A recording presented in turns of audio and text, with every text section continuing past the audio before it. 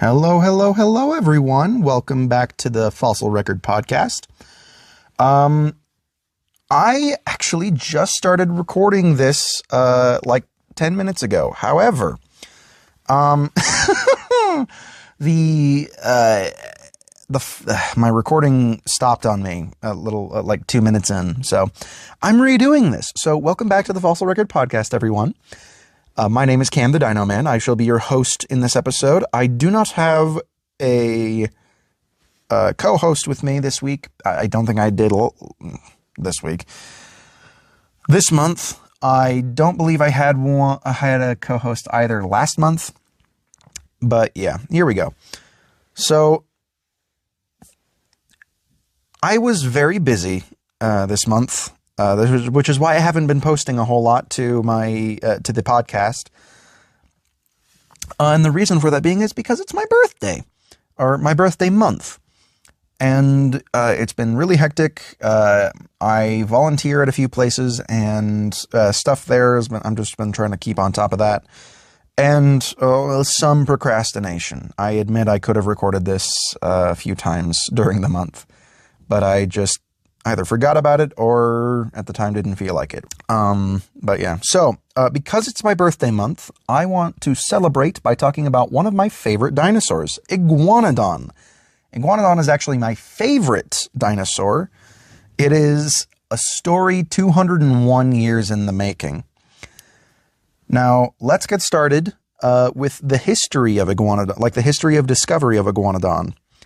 So Iguanodon was named in 1825, 1 year after Megalosaurus was named. Now, Megalosaurus was the first dinosaur ever named, which means 1825 is...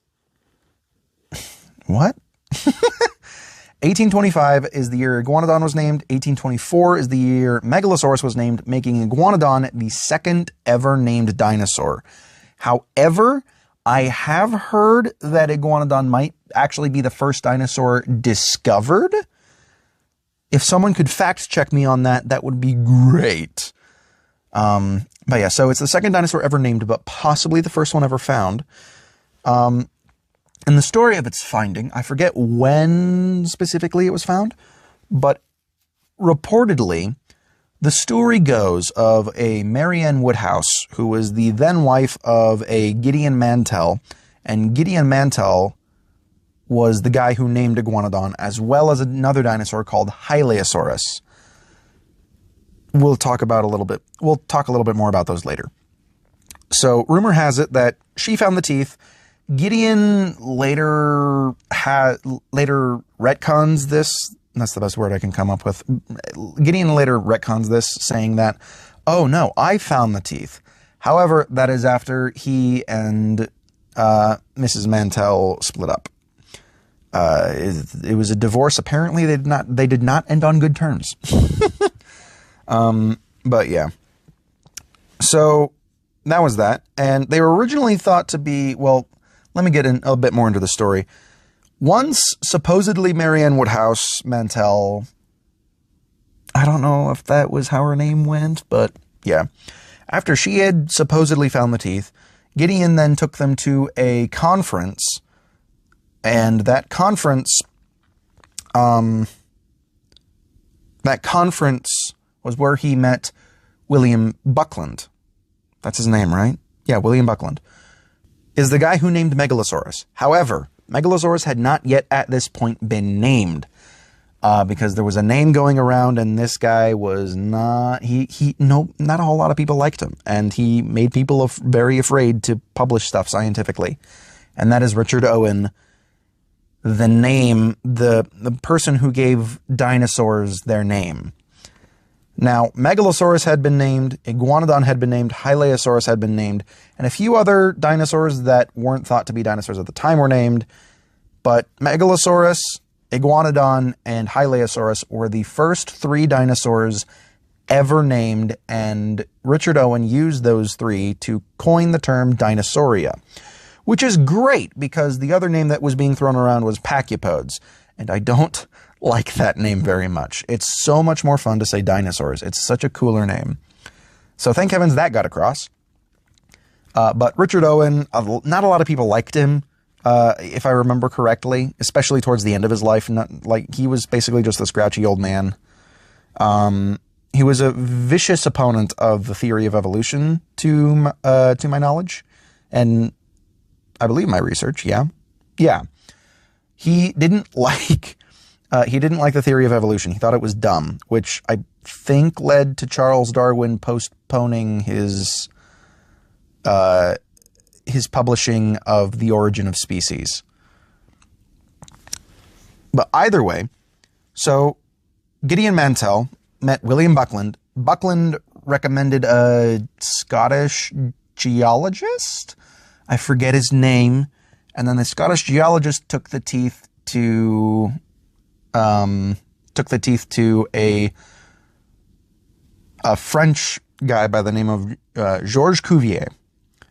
And Cuvier was supposedly very good at identifying bones and fossils. And with that, he was shown the teeth, and he ended up saying that they were just rhinoceros teeth. But Gideon did not necessarily believe that, and Cuvier later tried to get in contact with Mantell saying, "Hey, sorry, dude, I was drunk, and I don't know what I was talking about. This thing is clearly an herbivorous reptile." Or, he didn't say clearly. I don't have the quote, but basically he's saying that, I don't know what I was talking about. It's not a rhinoceros at all. These are clearly herbivore teeth, but I do believe these teeth belong to the order of reptiles, or reptilia. I believe order of reptiles was actually the phrase he used in his letter. But that went on. Gideon, I don't think, found out about this. Maybe he did. Yeah, sorry, I'm just reviewing my notes here, and I'm going all over the place. So, basically, Iguanodon was named, and then later, I think 1 or 2 years later, Hylaeosaurus was named. And then Richard Owen would use the 3 dinosaurs, Megalosaurus, Iguanodon, and Hylaeosaurus, to name Dinosauria, which is the full scientific term for dinosaurs. And everyone thought it was great. And it was very, very intriguing, especially the depictions at the time. I am unaware of any early depictions of Hylaeosaurus and Megalosaurus. I just haven't studied all that much of them. But to my knowledge, Iguanodon specifically, Iguanodon was thought to be like a ground... It was thought to be a ground sloth analog that was like a moose that could occasionally go in the water and eat things. Yeah, semi-aquatic ground sloth is what he thought they were, essentially. Yeah. So that's what he thought they were. Although they found the thumb spike, they later found the thumb spike, and Mantell didn't really know where they would go, so Mantell put it on the nose. And I think I remember also they put the spike on like a row of spines on the back. Although that one was not as popular as the nose spike thing, because then it made it look more familiar like a rhinoceros, and everyone liked that idea. So then, a few years later, the Crystal Palace was being built, and they wanted a park outside to represent all the history of the world, or prehistory of the world. And they were originally going to ask Gideon Mantell to help with the statues. However, Mantell, I believe, was suffering from scoliosis. I think it was scoliosis. I don't know. His back was messed up. His spine was contorted. I don't remember. I don't think we actually know how it happened. I don't think there are any records of what happened specifically, but he did have a pretty messed up spine later in life. And with the Crystal Palace coming underway, and Mantell not really being in great physical condition, they instead went to Richard Owen, Mantell's rival, and almost everyone's rival is how I kind of interpret it. So Richard Owen made them more elephantine, or specifically Iguanodon. He made Iguanodon more elephantine than Mantell thought. And and now those statues are still standing in Crystal Palace in London, UK. I don't know. It's still in Britain. I haven't been there myself, but a friend of mine has. And boy, I'm so jealous. I so want to go to Crystal Palace. I would absolutely love to visit Crystal Palace and see the Iguanodon statues and see the Megalosaurus and see the Hylaeosaurus. And I thought it would be, oh my heavens. I'm just imagining myself being there. Oh my heavens. I so bad want to go. But I don't have the money nor the time to go at the moment. So stop fantasizing, Cam. We need to finish this. So originally, the only things we had of the only bones we had of Iguanodon were its teeth and its thumb spikes. And that's really all paleontologists had to go on. We didn't have a whole lot of Iguanodon, surprisingly. Like, it was just the thumb spike and vertebrae, and I think the teeth as well. Until 1878. A coal mine in Belgium revealed something extraordinary. Multiple Iguanodon in beautiful condition. They were encased in clay. They were originally thought to be trees dotted with gold, but the trees were Iguanodon bones, and the gold is pyrite. Now, if you guys don't know, pyrite is something called an iron oxide, meaning millions and millions and millions of years ago, it would have been a gas, or it would have released a gas to form. I think that's how it works. I'm not a geologist. I'm not a chemist. I don't know exactly how that works, but iron oxides are not very healthy to breathe. And so, I like the way Your Dinosaurs Are Wrong puts it in their video, where it's just like, oh yeah, maybe these things were setting off fumes around the lake, making the lake toxic to drink, and also making it toxic to breathe around, which means herds of Iguanodon could have become intoxicated and drowned in the water, which is kind of sad, but also be kind of funny. And to just be like, yeah, ooh, but I don't know. But yeah, I just think that's kind of silly, but it's silly in a fun way. It's kind of fun imagining that. It's a little silly. It's like a cartoon almost. So pyrite, because of the iron oxides, when the bones were fossilizing, that means that the pyrite was infiltrating the bones and the bones were partially pyritized.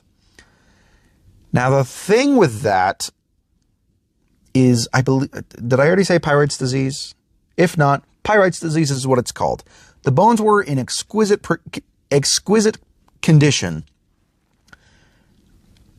and then they started to fall apart when they pulled them out of the mine because of the pyrite. Once the pyrite, once the pyritized fossils hit the oxygen in the air, they started to crumble.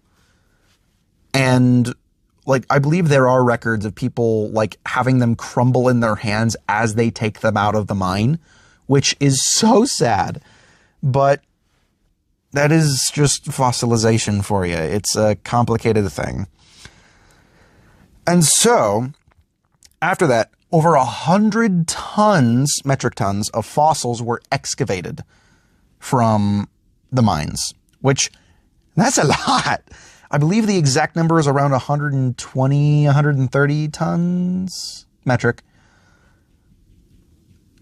I don't know. If someone could fact check that for me, that would be lovely.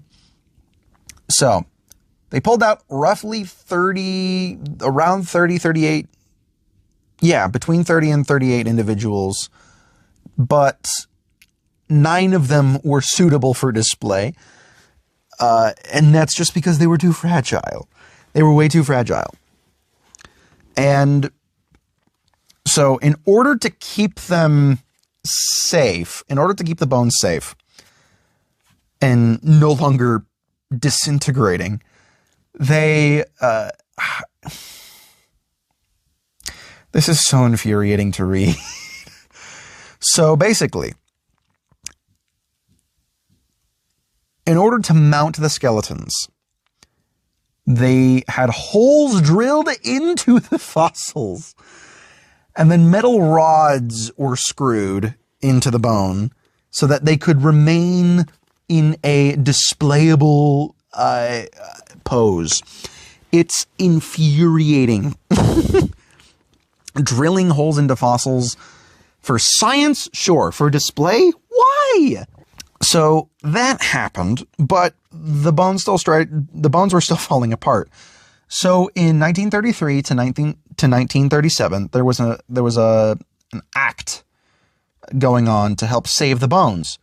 So first, alcohol was used to infiltrate the bones to remove the moisture. Which, sure, but alcohol itself might leave behind some moisture. Even though alcohol, I do believe, does dehydrate things. And also, added benefit, it's not listed here, but added benefit of alcohol, it'll kill the bacteria in the bones. So, alcohol was used, and then, get this, arsenic was added to kill mold and bacteria, despite alcohol already doing that? The skeleton crew, in their Iguanodon video, their paleontologist, Scott Johnston, he, I love watching his reaction. He's just like, what are you using? Sorry, I'm recording this in my closet, so if you hear any hangers, sorry.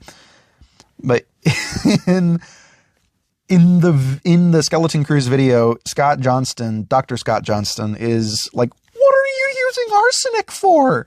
Oh, to kill the mold. Alcohol already does that. And it's so funny to watch him just lose his mind, because that's his job. I believe he said, yeah, he's a fossil preparator. He's a fossil preparator, and so that's kind of his specialty. And just to watch him kind of like lose his mind is just like, what are you using the arsenic for? Are you trying to kill your workers? And then, yeah, after the arsenic, shellac. I believe the quote was an absurd amount of shellac. That's not the quote. That's my quote of what is described. A lot of shellac was used to harden the fossils, but the shellac is not really that friendly to fossils, and it discolored the bones to like a really, really, really dark brown. And it worked for a little bit. It worked for a little bit. I mean, their work was not with their effort. What's the phrase I'm trying to say? Their work did not go unnoticed by physics. I guess that's what I'm trying to say. I don't know. So if you guys know anything, I just said in 1933 to 1937, they went through that whole procedure. Do you guys know anything about Europe in the early 1900s? I'm going to pause so that you guys can know what happened then. Or if the person you're watching this or listening to this with is a history buff, let them tell you. Okay. So, in 1940, the bones were taken apart and stored in storage to save them from potential bombings from from either side of the war because it was World War II. Yeah. Yeah, that was great. So they were taken down in fear of bombings, but once they were put back up after the war, they could not be moved again because the bones were, the shellac and arsenic treatment wasn't helping at this point in history. A few years later, it wasn't working. So they have to come up with something new. And in 2003 to 2007, they went through another procedure where they removed the shellac and it was replaced with modern glues, modern epoxy glues. And those are much better to use on fossils. You'll notice that that's probably what they use in most museums because it's just better for the fossils. It's better for the fossils. It's better for the workers. Jeez Louise, arsenic. But yeah, so modern epoxy glues were used to keep the bones together, which is good, which is very, very good. And I believe there was another thing that they added to remove the moisture that the alcohol couldn't get. And that's great. Now the bones, I believe, are in a temperature-controlled room, a temperature and humidity-controlled glass room. And they cannot be moved because they are too fragile to move. At least that's my understanding. So in order to go back a little bit, when they were mounted, the specific mounting, like, you know, when they drilled the holes and metal bars through the skeletons, so they put them in a specific pose. Clearly, these weren't, I believe it was Louis Dolo that believed that these were clearly not the elephantine constructions of Richard Owen. So he wanted to look at them more as like kangaroos or wallabies, which is a step too far in the right direction. You know how usually the middle of the road is usually the more correct choice, where it's just like, oh, these are things were fat, lazy lizards on the land, or these things were giant kangaroo wallabies things that aren't quadrupedal, they're bipedal. Truth is somewhere in the middle. They were quadruped, but they were not as elephantine as the previous ideas. So yeah, when they were built, they were in a kangaroo pose, and in order to do that, they had to break the tails because there were ossified tendons on the tails. Now, for those of you who don't know, ossified tendons are basically tendons that have ossified or hardened into bone, and they hold the specific purpose of holding the bones, not really, holding the bones in shape and making sure the animal stays stiff, or wherever the ossified tendons are, making sure that area is stiff. That's the job of the tendons. And they had to break the tail because of the ossified tendons to achieve the kangaroo pose. However, because the original bones are too delicate to move, they were able to make casts of a few skeletons, and those casts are in the quadrupedal pose now, which is good. And those skeletons are currently held in a museum in Belgium. Another place that is probably one of my dream destinations is to go visit that museum. Boy, I want to see those skeletons. All right. So now moving on a little bit. This is going by a lot faster than I thought. But yeah, probably for the best. My phone does not have a whole lot of space. So yeah. Now we're going to be talking about a little bit about the biology. So Iguanodon was around 30 to 33 feet long. It's one of the few dinosaurs, to my knowledge, that can chew to some degree. So this is kind of a pet peeve of mine. But specifically, in Prehistoric Kingdom, the video game, especially in their most recent update at the time of recording, or on their public test branch, the Stegosaurus animations, when it's chewing, show the jaws moving side to side like a goat or a camel or any herbivorous mammal. And it's a pet peeve of mine because dinosaurs couldn't do that. Their range of motion physically could not allow them to do that. They have only one muscle attachment that allows them to move their jaws, and that's up and down. As mammals, we have the luxury of having another set of muscles that help us move our jaws side to side. Try it. Up and down. And then side to side. Try it. Move your jaw side to side. You're doing something that dinosaurs could not do. Now, some dinosaurs did get around this. I believe Ankylosaurus developed a weird ability to chew by grinding its teeth together by moving its jaw forward and not up and down, which is something as humans we can do, but it appears for Ankylosaurus that that's more along the lines of what they could do, is just up and down, forward and backward. And that's it. Iguanodon was very interesting. It also found a way to chew. Hypothetically. Iguanodon apparently was able to chew its food in a way where kind of like the back of the jaws almost like expand and like contort, almost vaguely, I'm emphasizing the word vaguely, like a snake, where their bones can move. It's not a solid skull. It's a kinetic skull. There are moving bits and pieces, and the jaws are one of those pieces. So when they close their mouths and they start to chew, their jaws are going up and down, but there's a hinge in the back of their jaw that allows them to kind of like spread the back, which allows them to go up farther into their upper jaw.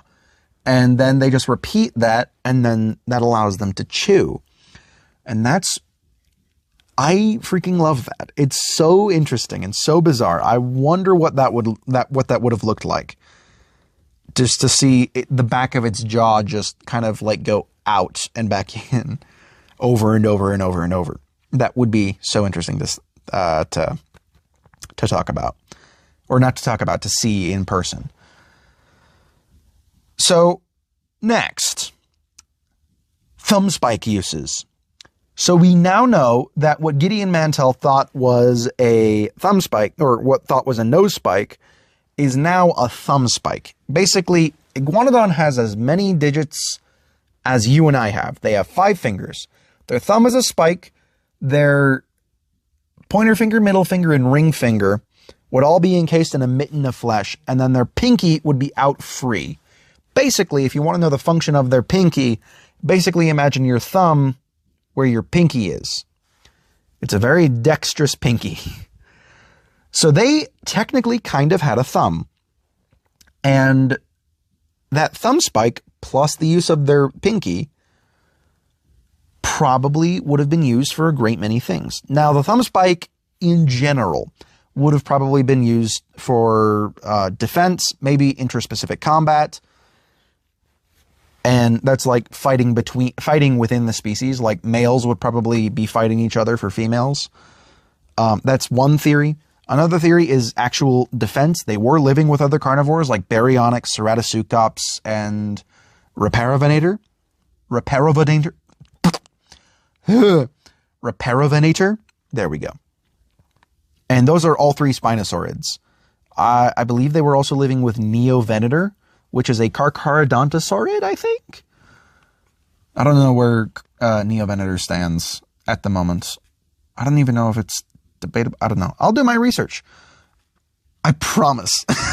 I was just really trying to rush it in some of the spits of time that I had writing this, or writing the bullet points. So, where was I? Yes, thumb spikes. So they were living with other carnivores, so using their thumb spike for actual like defense for themselves would be would be plausible. However, the thumb spike along with the very dexterous pinky, I believe, and I've actually talked to a paleontologist at the dinosaur park, the Ogden Dinosaur Park, and he believes, I don't want to put words in his mouth, but what he has said to me is that he believes the thumb spike and the pinky were used for food processing. Think about it for a second.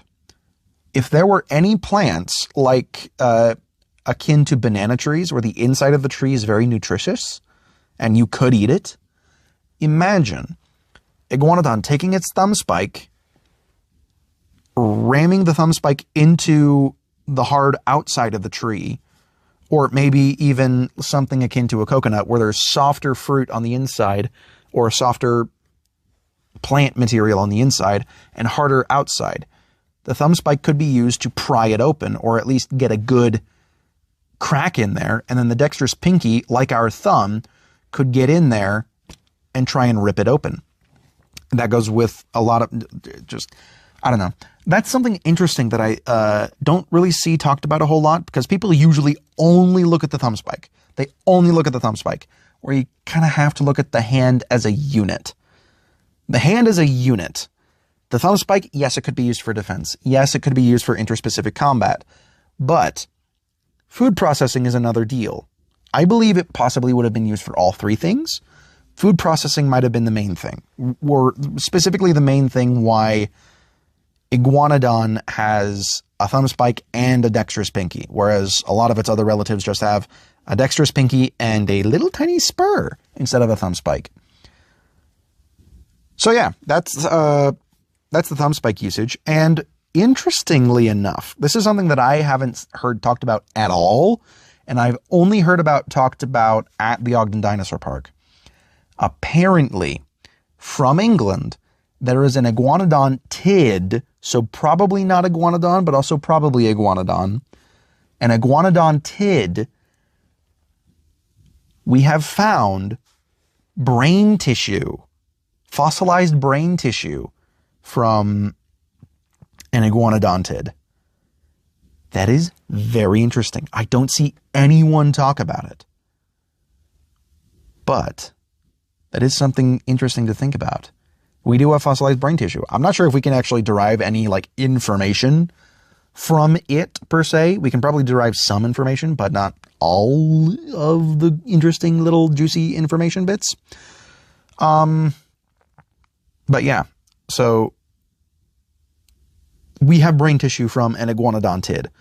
So it might not be Iguanodon, but it also might be. Considering where it lived, there were other Iguanodon tids living with it, like Mantellosaurus, which was named for Gideon Mantell. And this is kind of like a quick, brief thing. I wanted to talk a little bit more about it with someone else, but everyone has been busy. I have been busy. And so I just had to get an episode out this month or within the vicinity of this month. And so I do apologize for not getting the episode out sooner, and I do apologize if this episode does not quite scratch the itch of paleontological knowledge and learning. I will link some of my favorite Iguanodon videos in the description so that you guys can check those out, because those are a lot more informative than what I have been, in my opinion. Given my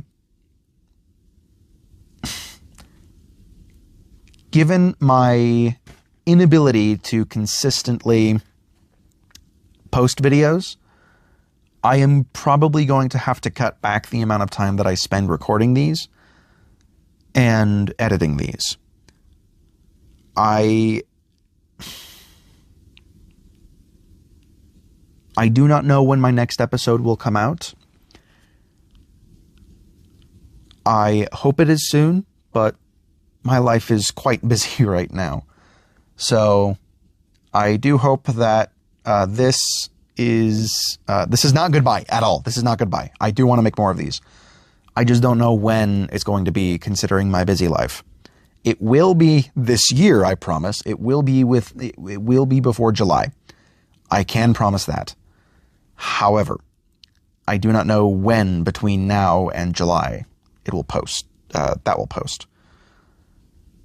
So yeah, with all that being said, I want to thank you guys for listening to the Fossil Record podcast. Please remember to like, comment, share, and subscribe. Remember to share a topic that you would like me to cover in the comments. And I shall see you guys in the next episode, whenever I make it. See you guys.